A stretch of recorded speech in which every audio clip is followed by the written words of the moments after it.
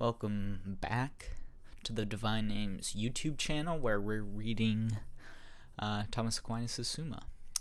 Today we are on Article 4 of Question 6, which asks whether all things are good by the divine goodness. Objection 1.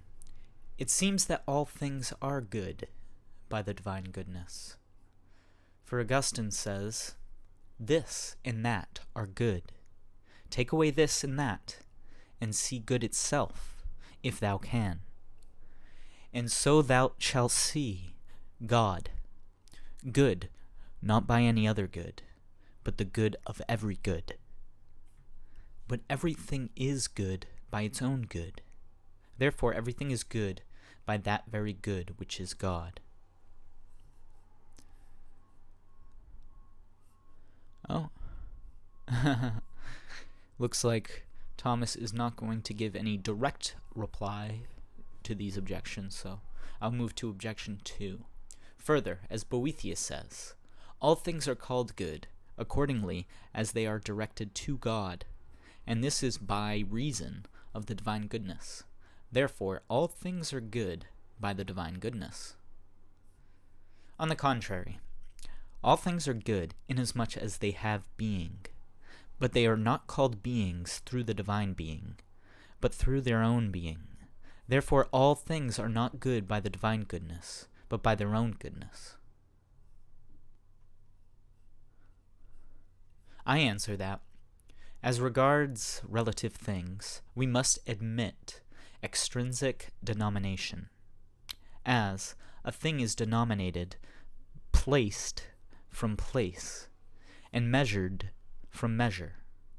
But as regards absolute things, opinions differ. Plato held the existence of separate ideas of all things, and that individuals were denominated by them as participating in the separate ideas. For instance, that Socrates is called man according to the separate idea of man.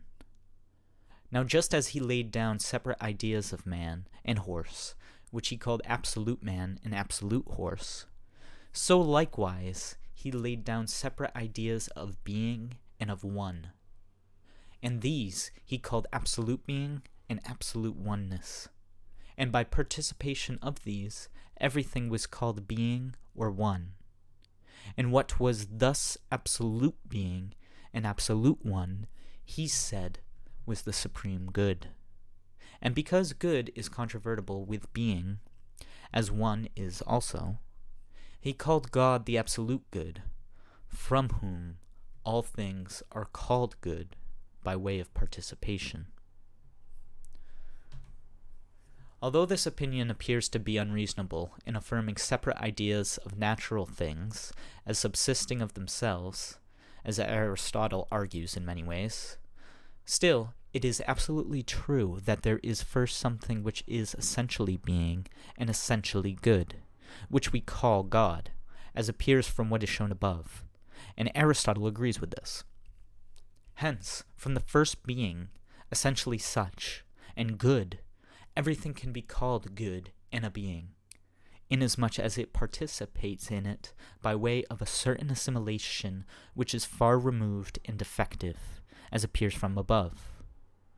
Everything is therefore called good from the divine goodness, as from the first exemplary, effective, and final principle of all goodness. Nevertheless, everything is called good by reason of the similitude of the divine goodness belonging to it, which is formally its own goodness, whereby it is denominated good. And so of all things there is one goodness, and yet many goodnesses. This is a sufficient reply to the objections. I agree. Okay, that is the end of all the articles on question 6, which regards the goodness of God.